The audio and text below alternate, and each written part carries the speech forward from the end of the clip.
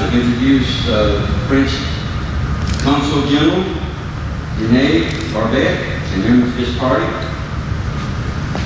With the Consul General are Samia Spencer, Mr. David Keebler, along with Nicholas Florsch. And a few words about the Consul General. He holds a bachelor's degree in law and a master's degree in political science from the University of Paris. He also has a diploma from the School of Oriental Languages in Literary Arabic. Mr. Barbet joined the Ministry of Foreign Affairs in 1986. As a diplomat, he has held many very important positions throughout the world, to include positions in Bangkok, Thailand, Saudi Arabia, as well as in Naples.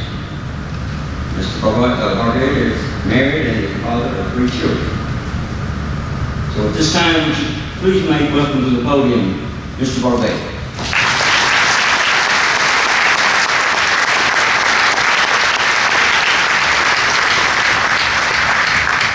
Thank you, all of you. Good afternoon. We apologize to be so late and to you keeping fighting so long, but we had some traffic problems from Athens and a lot of snow was showing very, very much. So we made it finally here. And it's even always a moving ceremony for me. It's the first time we came to Alabama, and so also first visit. And I was very eager to organize, I think, the museum veterans here, ceremony to bestow and to honor all veterans of World War II from Alabama.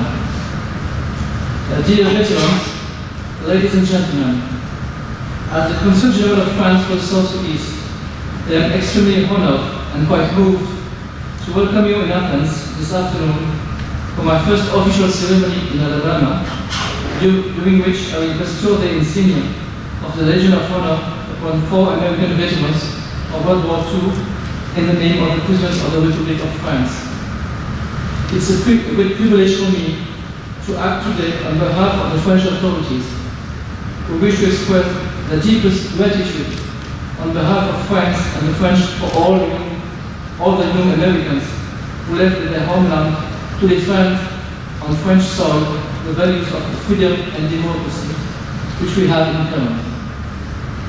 The Legion of Honor was created 2 centuries ago by Emperor Napoleon I. It's the highest distinction France can confer on a citizen or a foreigner. It recognizes exceptional service to France and awards eminent military and civil merits. It's only befitting that we render homage this afternoon to these 4 veterans whose families and friends I wish to warmly welcome. I myself am very touched to decorate these 4 veterans of World War II. When I was a child, I visited the beaches of Normandy, as well as the American military cemetery of Colville-sur-Mer, and I was able to measure the sum of courage necessary to cross the different lines, a courage that was often paid for at the cost of life in order to liberate France and Europe. Today in Athens, we also remember the long-lasting French-American friendship, from Yorktown and Lafayette to combat fought side by side during the First and Second World War to defend our shared values of freedom, justice, and democracy. Dear veterans, you embody this shared French-American history. You illustrate by your courage the friendship and shared values that so profoundly bind our 2 nations. We are gathered here in Athens to honor you. I am going now to highlight your main heroic deeds during World War II, before officially bestowing the Legion of Honor upon you, one after the other, by order of seniority.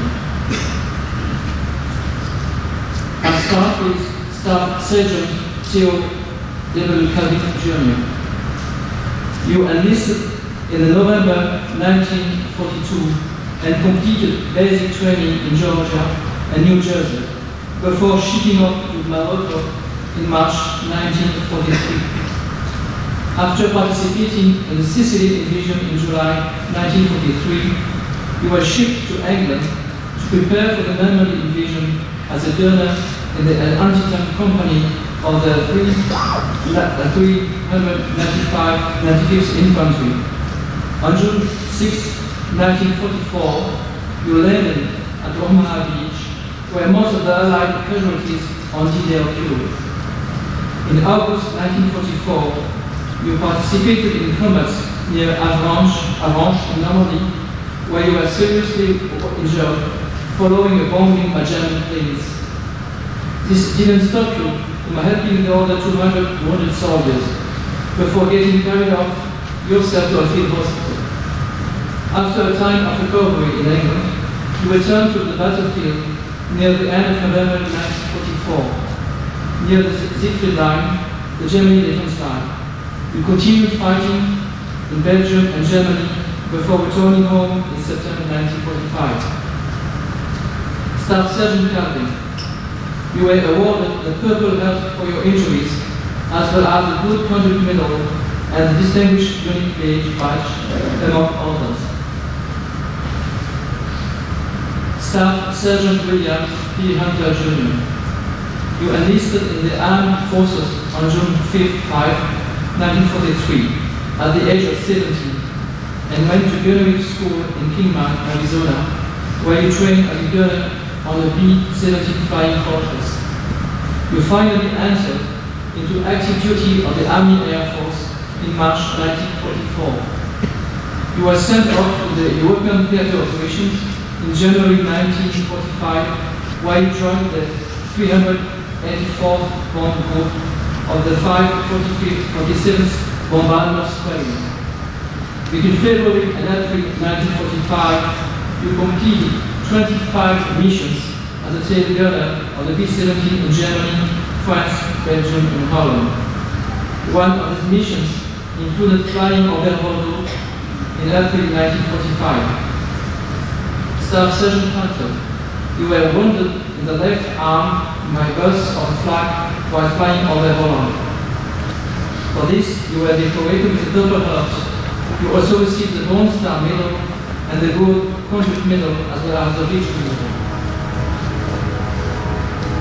Private First Class Calvin C. Bonham, you were inducted into the Armed Forces on May 3, 1944, and assigned to Company C, 1st Battalion of the 253rd Regiment. Hardly 90 years old, you joined the European theater operations in November 1944. You landed in Marseille and went on to participate in combats in Northern France in Savigny, located in Norway. While in France, near the German border, you were wounded by shrapnel in the calf on December 21, 1944. You were sent to the 93rd Evacuation Hospital. Later, you were decorated with the Purple Heart. In March 1945, you were transferred to the headquarters company of the 1st Battalion in the communications section. Following combats in France, you went on to participate in campaigns in the Rhineland and in Central Europe before returning to the US in August 1944, right at the end of the war. Private First Class Clifford H. Wilford. You enlisted in the Armed Forces on October 28, 1940, and joined the European theater operations on September 5, 1941.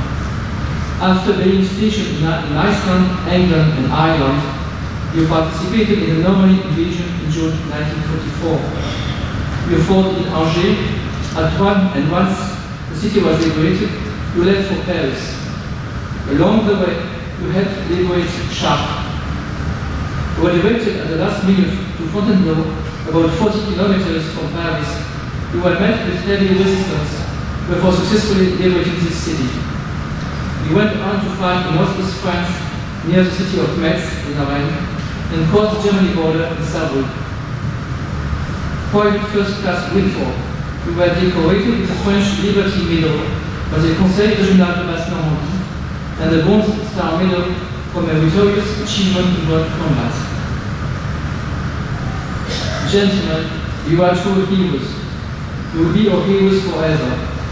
We the French, we will never forget what you did to restore our freedom. And today, we also remember the ultimate sacrifice of so many of your comrades who rest on the French soil, that they remain forever in our hearts. Your example gives us inspiration for the future, and we are trying to prove ourselves worthy of your legacy in defending our shared values.